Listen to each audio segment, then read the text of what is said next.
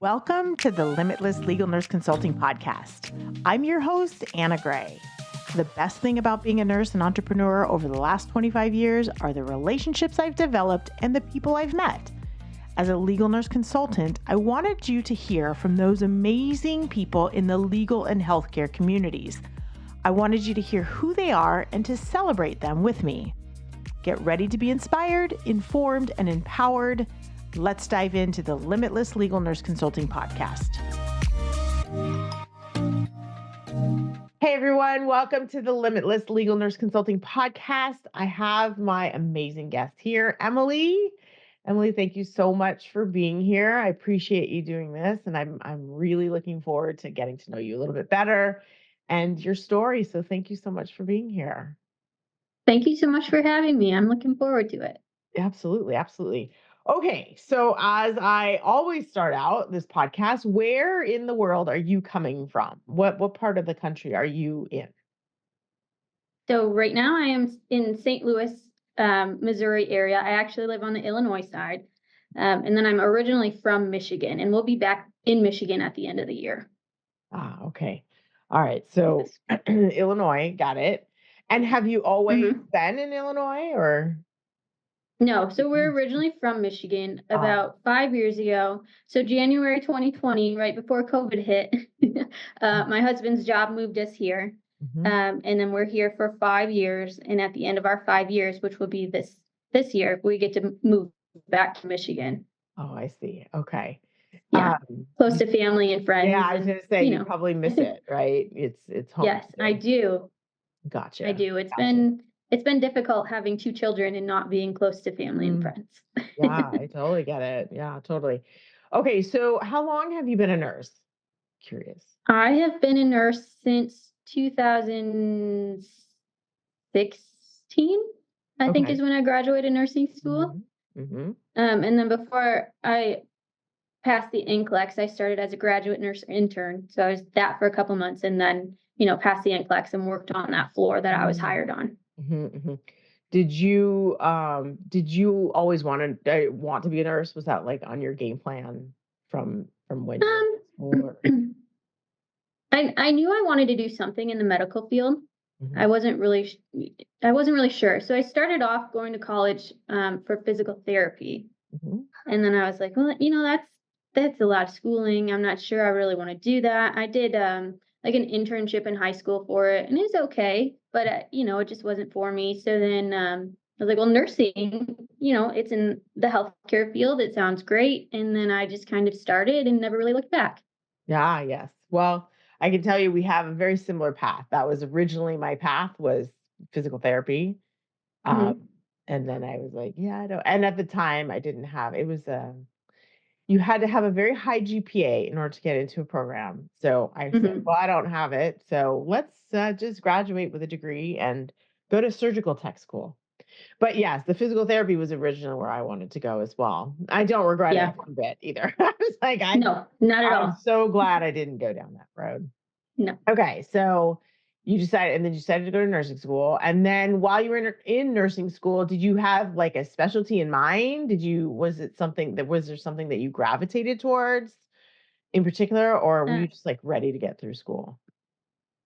I mean, I think we were all ready to get through school, but Yeah. um, I think I always kind of knew that I wanted to do ICU. I always loved the critical patients. Like, give me the patient with the most meds, the most comorbidities, the most stuff to do. And I started off on a neurosurgery, neurology, urology floor, and it was great. But every time a patient coded, I would run there. I'm like, I need to be a part of this. I need to be involved. And I think that was just, the ICU nurse coming out in me. And I'm like, okay, well, it's been 2 years. I'm going to go to the surgical ICU. And here I am. Yeah, yeah. So you had it was like in your blood. You knew you wanted Yes. to chase the adventure of critical care. Right. Give me all the adrenaline. Yeah, yeah, I imagine. I that was definitely not my route. So I have so much respect for ICU nurses. Like you said, give all the medications, all of the pharmacology was not my specialty. I would say this, Yeah. pharmacology and reading an EKG, not my specialty Yeah. at all. So I give those who can a high five. Everybody has has our role. So Right. it's interesting that you wanted to go. Everybody has a different story too, which I love. That's actually Right. one of the biggest reasons why I do this podcast, because I want to hear everyone's story and like, how did you get from here? Yeah. Okay, so Right.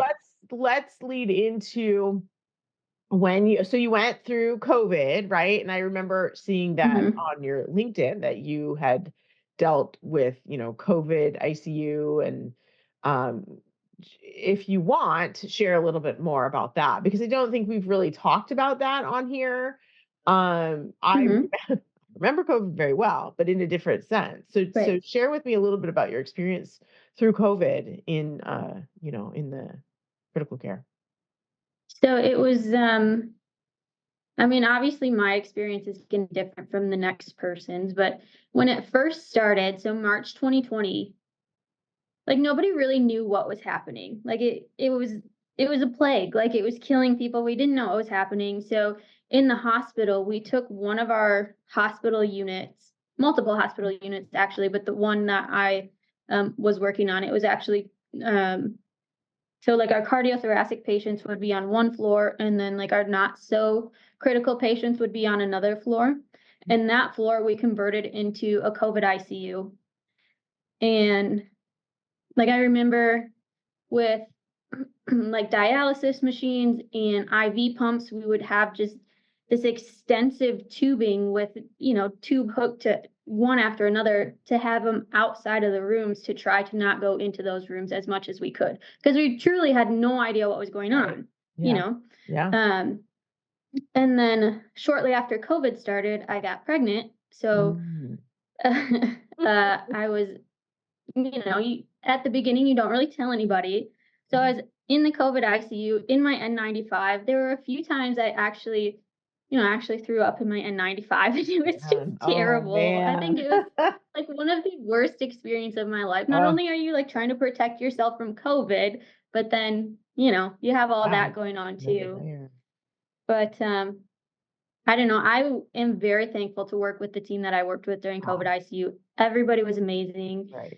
None of us knew what was going on. We were just trying to help patients survive. And I worked cardiothoracic ICU, so we would get all the ECMO patients also, Mhm. which was insane in itself. You have these COVID patients. They get put on ECMO because their lungs aren't working, so we're bypassing their lungs with ECMO. And then they're so sick that these oxygenators are, they're clotting every couple days. So you have to do an oxygenator exchange on top of keeping their blood pressure up, which is already 20s over, nothing. And then it was Right. an Wow. experience that I'm very thankful for, but also don't wish on anybody. Right. Right. Actually, I can hear it in your voice going back to that time. Yeah. I know we all have different experiences during that time, but it is one of those things that you go back and reflect and you go, I don't really want to go back and reflect because Right. it was so insane. So Right. I appreciate you sharing that, because again, we haven't really talked about that much on here, but I think it has to be said, just because it's Right. part of our story. It's part of our, Yeah. our journey up until now, right? It Right. makes it Right. made us who we are right at this moment. So thank you for sharing that. Right. Okay, And I so think for a lot of people, I think it severely increased their anxiety and, just kind of gave them a whole new outlook on healthcare. Like, this is right, crazy. right. It totally flipped it upside down. Yeah, no, Yeah. absolutely. Okay, so now let's go into your L&C world. Like, where did that come into play? How did you decide this is what you wanted to do? Did you stumble upon it? Was it something that you've always looked at? Tell me a little bit more about that. So my father-in-law is a law enforcement expert witness. Um, so my husband claims it was him that told me to get into it. I don't remember. It was one of the two. But they're like, "Oh, nurses do that. You should look into that." So, I started doing my own research. Um, I was talking to my husband about it. I was like, I should take a course. Like, it seems like everybody takes a course. That's what you do. Mm-hmm. In the end, I did not take a course. I just do my own research. I joined, like, not podcasts, but like webinars. I took a ton of webinars. I found all my resources. I got all the books, and then I got my first client. And I think that was in June of 2021. Mm-hmm. And I kind of bombed it. like the report, I kind of bombed. And did not have them as a repeat client, which is fine. Everybody starts off somewhere, but it was something very simple. I was looking for, it was like 140,000 pages of medical records for 4 different patients. I was looking for a specific speciation of a bacteria. Wow. I didn't find it. Mm-hmm. So, I don't know. So that was my first client. And then they just kind of kept coming from there, and you get better as you go, and you get quicker, and you find out what your repeat clients like, and you just kind of do it. Right. Yeah, I find it interesting that you didn't go through a course. Now, when you say you bombed that, what made you decide to keep going with it? Because you're like, you could easily have been like, well, maybe this wasn't meant for me because I bombed, but I'm going to continue to go. What led you to keep going? I really liked the fact that I could help people, and not just plaintiff, both defense and plaintiff. I could help them away from the bedside, because I have 2 small children at home. Mm-hmm. It just, we're not by family. It just works better for me to stay home. Childcare, I recently heard, is more expensive than a mortgage, which is crazy. But I really enjoyed going through the medical records. It's kind of like putting a puzzle together. You're looking through it, you connect the dots, and sometimes you go off on a rabbit hole, and those are hours that you don't charge your attorney for. Right. But I just really enjoyed it. I liked being able to put the puzzle together. I liked sharing my knowledge with all of these attorneys, because they're like, "Oh, well, can you explain this more?" I'm like, "Of course, I would love to." Right. So, and I've been pretty successful from there. I have a couple good clients, and we work well together, and I'm really glad that I didn't stop. Yeah. Okay. So how did you find I know that this seems to be the question a lot, and we'll kind of dive through that a little bit, but how did you find your first client, especially if you hadn't you had educated yourself enough, but tell me a little bit more about that, how that first client came about. So my first client was through a cold email, which I am told you don't do, but I did. Yeah. And I think the fact that the clients I was looking into kind of fit my nursing background. So that I think their thought was probably, oh, well, let's have this nurse go through it. She knows the medical records. Right. So that was through an email. And then most of my other clients have actually been through LinkedIn. I'll send them messages, and they used to be lengthy when I first started out, and I apologize to people for that. But now, they're just kind of short, sweet, and to the point. If I even send them, sometimes I don't even send them.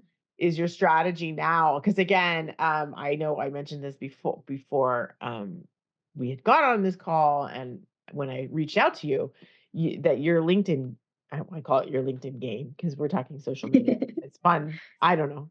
It's fun for some people.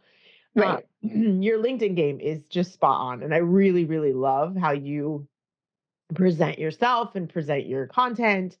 So would you say that your strategy, because there are different camps, I know you said that cold email people say don't do. For me, that's how I did it. That's how LinkedIn is new for me.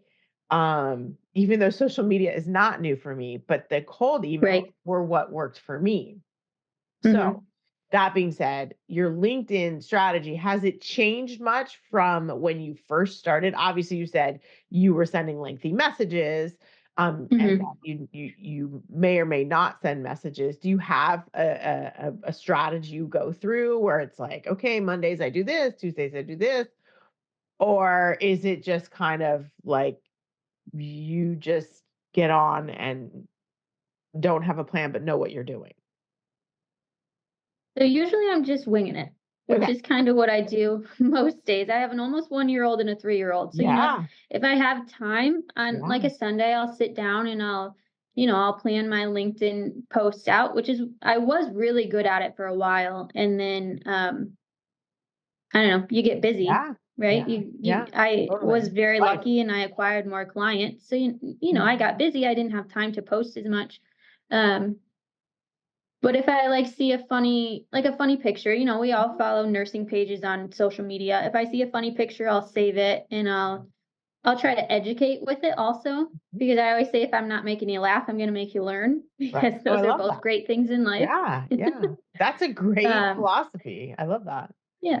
So, I'm just kind of winging it. And then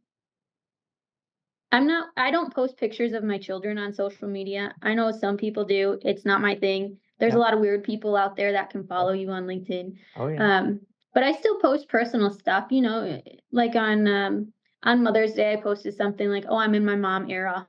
Mhm. Unapologetically in my mom era. So, Mhm. Mhm. I think you kind of find a balance between just nursing stuff and just personal stuff and you kind of combine it and Right. go from there. Yeah, I appreciate you being honest about that too, and just saying like, "Hey, I'm just winging it." I think a lot of this podcast has been giving permission to people to, be themselves or do it the way they're doing it, and it doesn't have to Yeah. be a certain way. Where I think Right. a lot of people, it's like the myth, that it has to be a certain way, and that's Right. one of the reasons why I started this podcast to show how different everybody does it. Right. Obviously for selfish reasons as well, because I'm curious on how, how what your story is and how you Right. feel about it. Again, LinkedIn is new to me in the business because my clients have come from emails. So I love to Right. see and appreciate what others are doing. And I'm just asking the same questions that everybody else is asking because I do get those Right. messages as well. It's like, oh, I'm so Yeah. glad you asked that question because that's Yeah. exactly what I was thinking. We're Right. all curious people. Yeah. Okay, so my question then, if you say you've gotten most of your clients through LinkedIn, have they been from those direct messages or have they found you from your content? Tell me a little bit more about that. Where they go, "Hey, I So saw you on LinkedIn, do you, do you yeah. review records or what does that look like for you?" So I have had a few people reach out LinkedIn. A couple were for behind the scenes and a couple were for expert work because I do both. Mhm. Um so but then I've also had some, I direct message them and they're like, "Oh yeah, I have a case that you can look at right now. Let me send it over." And you're like, "Okay, cool. Great." Right, Uh, right. and then, sometimes you get no response at all and you're like, "Okay, well, I'll talk to you later, I guess, if you ever need my services," right? Yeah, yeah, no, that's great. That's great. Again, it's giving people permission to just kind of do it. Kind of, you followed your gut, right? You followed your gut Right. initially, and you wrote long messages, and then your gut says, "Well, maybe I shouldn't. Maybe I shouldn't write those long messages. I'm Right. gonna keep them short." And you kind of get better at your message, right, based on Right. the conversations you had. But that's really helpful. Right. I think that that's going to be helpful for a lot of people, including myself. Yeah. Thank you for sharing that. Yeah.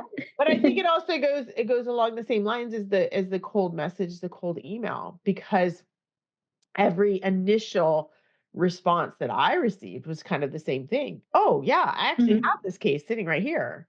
Where Yeah. you just catch them at the right time, the right place, right time. So Right. there's really not much of a difference. It's just a different format. Right. You're still sharing your message the same way. I think I'm going to assume Right. basically the same And way. I have done some emails as well and I've gotten responses, but I feel like I don't think that I have ever gotten a case from an email. Okay. Okay. Yeah. Which is Yeah. probably the majority of people. The majority of Yeah. people that I've spoken to.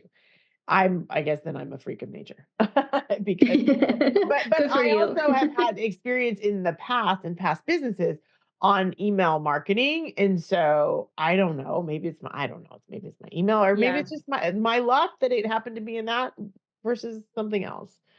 Right. But again, there's no right or wrong way, right? I mean, that's No, there's not. awesome. And I know some people do like newsletters and stuff, which Mhm. is great, but I just don't have time. Yeah. So, No. if you do have time, that's great, but it's just not something, later on when my children are a little bit older, I will, but Right. as of right now, You're juggling. You're we're balancing. just doing it. Yeah, So are you still exactly. working clinically then? Not right now. I stepped away from the bedside, just because it was too crazy. We don't have grandmas here to help. Yeah. So once we move home and get back to grandma's, Yeah. then I'll go back to the bedside. I would love to go back to my old hospital. I loved it there. I loved I love the camaraderie. So I'll be back there Yeah. at the end of the year. Do you miss it? You miss it a little bit? I do. Yeah. I wish every day. I miss the adrenaline. I miss the patients. I love interacting with patients. Mhm. Um, I don't know. I love teaching them. I love helping them. And my response whenever I would leave the room is, "What else can I do for you?" Not like, "Hey, do you need anything?" Because half the time they're going to say no. What else can I do Right. for you? Sounds Right. a whole lot better. Right. So I'm very Right. excited to get back to Yeah. bedside. Oh, that's good. That's good to hear. Okay, so where do you feel like you, as far as you with your attorney clients, where do you feel like you shine? What kind of messages or phone calls or, comments do they say where they go, "Oh, you are the best at this." Where do you feel like you shine? I feel like my chronologies and medical fact summaries, attorneys, that I think that they find very useful. The ones that I work with, I know some attorneys don't use chronologies at all. I once had an attorney tell me that he doesn't use them because he won't know his case inside and out if he doesn't use them, which is fine. It's not for everybody, but I feel like my chronologies and medical fact summaries, I love doing them. I Right. think as an ICU nurse, they may be, for some people, they might be a little too detailed Yeah. Yeah. because they always say, condense, condense. And, you do condense, but then there's some things you just don't want to leave out. You're like, well, this white count, I need to trend it because I Right. need to see it, or blood pressures Yeah. or something. Yeah. But, I always ask my attorneys, if there's anything on these documents you feel needs to be changed to work better for you. I'm always trying to give you the best work product that I can. Let me know. And, so far nobody has, the response I usually get is, no, these are great. Everybody in the office agrees. And I'm Yeah, okay, that I was going to guess. be my next question was, do they actually come back and say, "Oh yeah, I'd be great if next time you do this, this, and this." Yeah. So Well, I so guess, far I haven't had any critiques yet. So yeah, I think that's yeah, a good it's a thing. great sign. No, I get this. I get this. And I think this was early on in this podcast interviews. We talked a lot about that and feedback, um, because I had the experience of nobody would give you feedback. And it was the same Yeah. thing. Well, I was like, well, I guess no news is good news. I guess I gave you Right. what you need, but it's really hard because we want that instant feedback. And it doesn't need to be kudos. It's just like, hey, did you get it?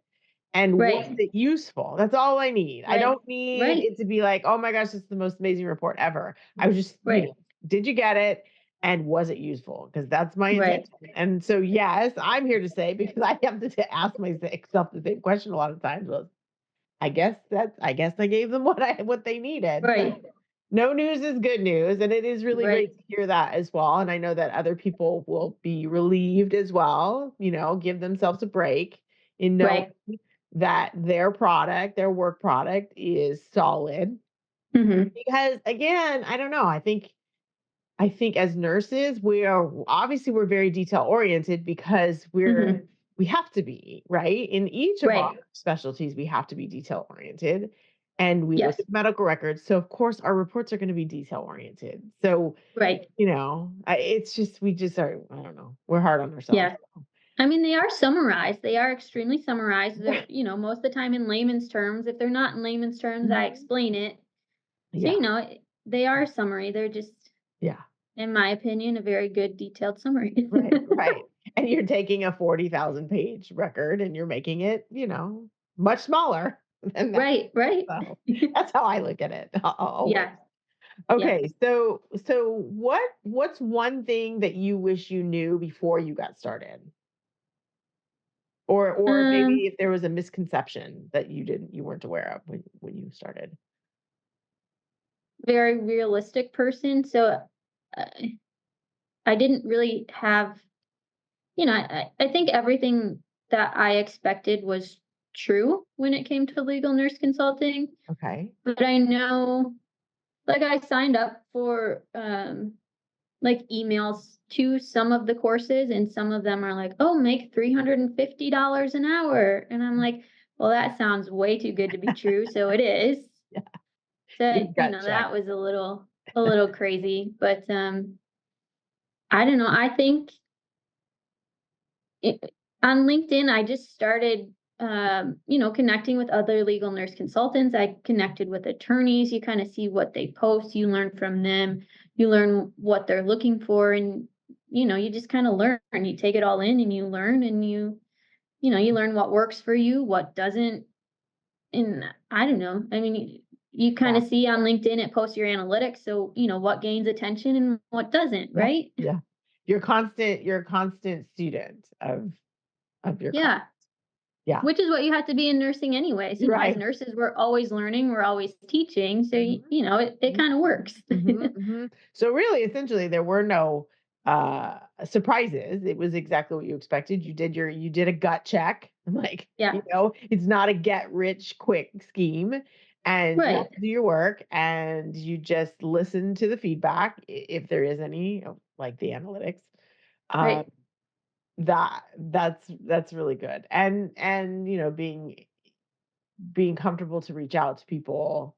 I know for me,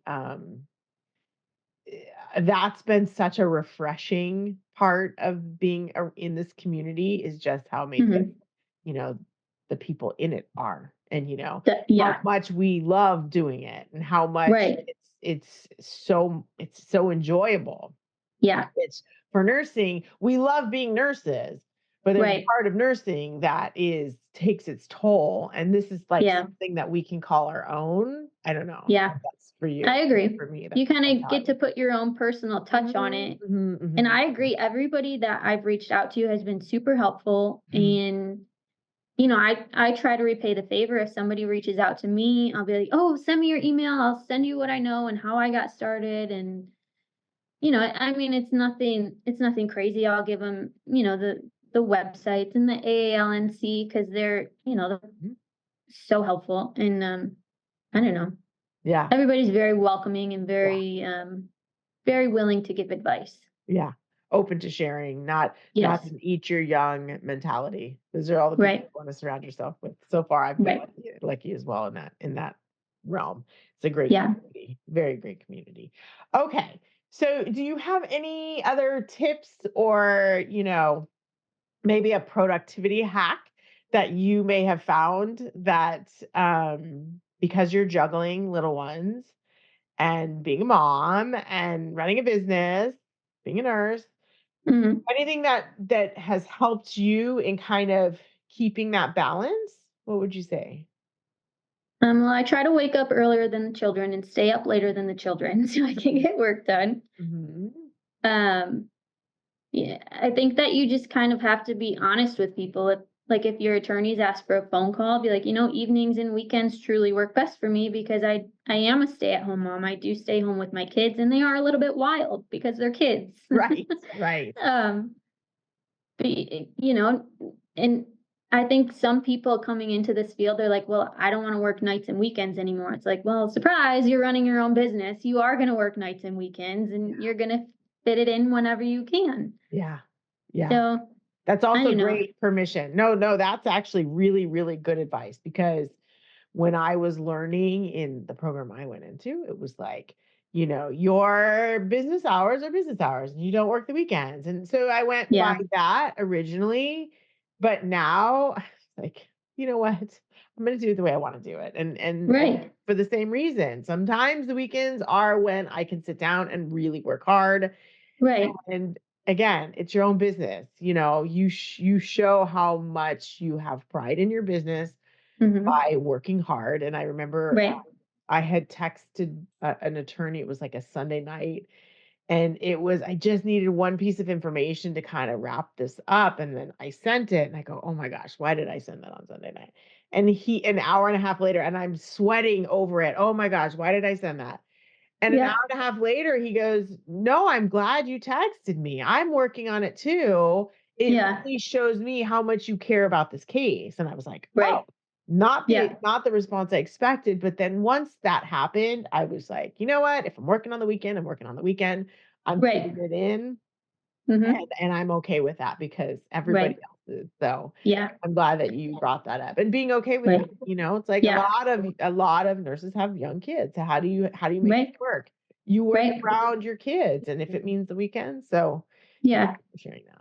And I think the attorneys appreciate, their cases are so important to them. They get so close to their clients, and I think that they appreciate if we do too. Right. Yeah, I think that's great advice. Okay, so now where can everyone find you? I know on LinkedIn, obviously. Any other places they can find you on social? Just LinkedIn. I don't have a website or anything. And then my email is emily.tiderington@gmail.com. Okay, perfect. And I know they say not to have a Gmail account when you have a business, but it's been working so far, so why change it? I was going to say, if I was asked the question, what is the one thing that surprised you the most about this business? Is actually that. I was so surprised with so many people having Gmail email addresses that I was, wait a minute, that's really surprising. So that's pretty funny. Okay, well, that information will be in the show notes. So please reach out to Emily, see what she's got over there on LinkedIn, say hi, give her a high five, thank her for sharing her lovely tips, giving you permission to be yourself and do it the way you want to do it. And I appreciate you, Emily, doing this for me and getting to know you a little bit more better. Getting to know you better. Thank you so much. It was a pleasure. It was great talking to you. Thanks. Thank you for joining us in this fun conversation on the Limitless Legal Nurse Consulting Podcast. I hope you found this episode as inspiring and empowering as I always do. And I hope that you share this episode with your friends. If you enjoyed it, I would love it if you could leave us a review or comment, as I would love to share them in the future episodes. Or hop on over into my DMs and send me a quick message. I can be found on Instagram at anna.b.gray, on my website at limitlesslnc.com, and over on LinkedIn at anna.gray. And I want you to remember, you are limitless. Until next time.